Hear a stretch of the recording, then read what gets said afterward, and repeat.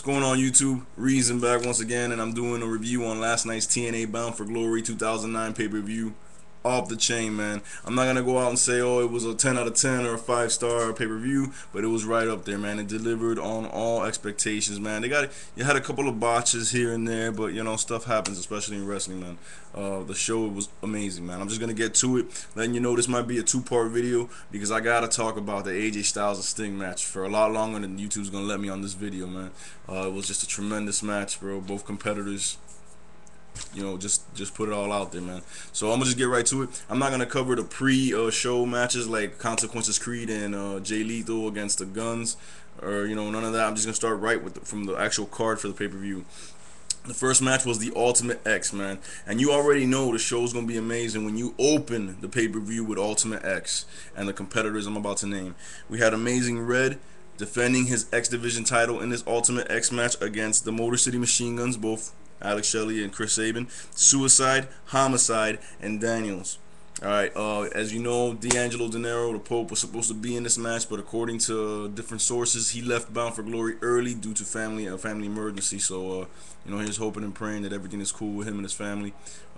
He's a heck of a competitor, man. I really wanted to see him in this match. But, you know, they replaced him with the Motor City Machine Guns, and that was done in a pre-show match when they went against Jay Lethal and Consequences Creed, and they won the right to be in this match. What can I say about the match, bro? The match was amazing. I mean, you had spot after spot. You had good wrestling, good series of reversals, man. Amazing teamwork with the Motor City Machine Guns. You know, I'm not a huge Motor City Machine Gun fan, but I give them their props, man. They are amazing. You had Suicide doing some good moves, and you know, there's always this debate about Suicide is Kaz or he's low key or something like that. I don't know, but after watching him last night, I am most definitely convinced that that is Kaz. I mean, he did that off the top rope move where he kind of gets you like on a rock bottom, and then he, you know, flips off the top rope with the person in his hand like a rock bottom slam type thing. That's Kaz. Kaz used to do that, so you know what I'm saying. It was a really good match. One note in that match, Daniels. I'm not exaggerating when I say Daniels almost died, like literally almost died. There was a part where him and Suicide were up on the X cables, and Suicide had him again like in some rock bottom type, you know, hold, and I could already see it coming by the way they were sitting on the ropes. And he was supposed to jump off and just slam Daniels on his back from all the way on top of the X cables. But what happened was when they came off the X cables, Daniels' legs just kicked out from under him, and I am not exaggerating when I say Daniels fell from the X cables, which is what, like 10 feet above the ring or something like that, literally vertical like that on his head. Like at the last moment, I think he put his hands like that to block it. But as a result, according to different sources, he has a separated shoulder and a bruised neck, so he'll be out for a little while. But you know, thank God everything was okay. Thank God he survived. I mean, when he hit, the referee ran right over there to check him, man. Taz didn't even know what to say. At one point, Taz said, you know, Daniels has to be dead. You know, which is, I'm sure he wish he wouldn't have said that. But I mean, what are you gonna do, man? That just happened, and everybody freaked out. But the match was amazing. Amazing Red, he has some sick moves, bro. The kid did a Hurricane Rana on Daniels while Daniels was on his knees. So when the kid did it to him, it was kind of like a DDT. Like he got him in the Hurricane Rana and planted his face in the mat. So it was just amazing, man. That match gets 5 out of 5 stars. It was awesome. There was nothing wrong with that match, other than the fact that the Pope wasn't in it. But Amazing Red retains the title. You know, shortly after that Suicide and Daniel accident, you know, Amazing Red gets a belt and retains. So like I said, 5 stars out of 5. Then we got Taylor Wilde and Sarita defending the Knockout TNA Tag Team Championships against the Beautiful People. Yeah, I'm gonna be real. I don't really care all that much for the Knockout division. I mean, I'm not saying it's not good. It's the best women's division in wrestling, but I just don't, you know, it doesn't really catch my attention. Only thing that caught my attention in this match, and I'll be honest with you, was the Beautiful People when they came out in them pink outfits. Velvet Sky, man.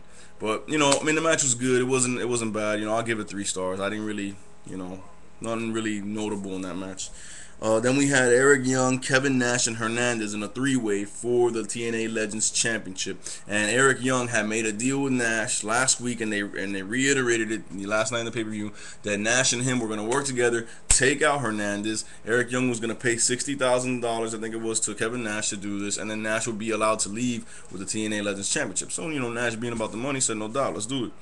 The match was good. I mean, there was a lot of double teaming on Hernandez. Hernandez had some good spots, some over the top rope suicide dive that he always does to knock out to knock out Eric Young and Nash. You know, Nash is always a beast, bro. I don't care what people say. He's old, this and that. Nash is amazing. The guy is that's like he may be old, but dog, he's like in the best shape I've ever seen him. Though that guy's chest and arms are just amazing. And you know, the match was good back and forth. You know, like I said, a lot of double teaming. And at the end, there was a weird part that was just like even Taz was like, "Yo, that's kind of weird." Eric Young hit a move on Hernandez, and then I guess he wanted the match to be done. So he goes up to Nash and he pulls Nash's straps off. Like you know how Nash usually pulls the straps off and does the NWO sign and get ready to powerbomb. He pulled the straps off of Nash. It looked like he was undressing him, and then he was like, "Go finish him," and Nash was just smiling. So Nash goes to do the jackknife powerbomb, and you know how Nash does it. He grabs the person's head and he like delays it, and then he like thrusts it between his legs and then does the move, right? Well, he has Hernandez like that, and all of a sudden Eric Young, I guess he gets impatient, or maybe he meant it. Maybe it was a swerve. I don't know. But he grabbed Hernandez and he like threw him in there, and that ended up with Hernandez being used as a battering ram to headbutt Nash right in the jewels. So Nash falls down. Eric Young has this look on his face that he don't know what happened, and then Eric Young goes and covers Nash. 1, 2, 3. Eric Young is your new TNA Legends champion, which is gonna be bad on Impact, because Nash is gonna kill him. But that's good, man. I like what they're doing. With Eric Young's character. I don't like what they're doing with the World Elite, because they're getting all the belts now, just like the Mafia had all the belts, and you can't have one faction with all the titles. But whatever. The match, I gave it 3.5 out of 5 stars. It was a good match. We got the Full Metal Mayhem, 4 tag teams: the British Invasion, Beer Money, Team 3D, and the TNA Tag Team Champions, Scott Steiner and Booker T. This match was ridiculous. I mean, everybody showed up for this match. I mean, yo, first of all, those are 4 amazing teams, bro. Those are probably the 4 best tag teams in wrestling today. I'm not trying to be biased, but WWE fans, y'all ain't got no tag teams that can rival any of those tag teams. I'm sorry.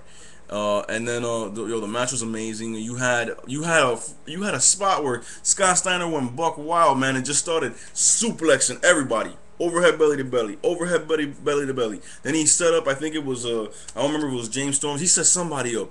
Doug Williams on the top rope, Frankensteiner from the top rope. The crowd went crazy. I have not heard a crowd that loud cheering for Scott Steiner in years. Then he set up the other Brit on the top rope, and he did a T-bone suplex right off the top rope.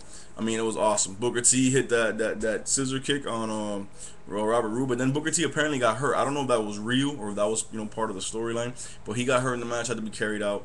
I mean, what can you say, man? You had chair shots, you had ladders being used, tables. People got Booker T and before he got hurt, I think it was Booker T and Steiner slammed both of the Beer Money dudes through the tables, at the same time. Then you had Rhino come out, interfere, and start hitting Brother Devon and and Brother Ray as they were going for the IWGP titles. In this match, both sets of tag team titles are hung over the ring, and if somebody gets one belt, well, then he wins those belts for his team. So they were going for the IWGP titles, and Rhino interferes in the match and starts giving chair shots to everybody, but not before Devon grabbed the IWGP titles to become Team 3D has become the new IWGP champion. I think that's the 23rd tag team title for them.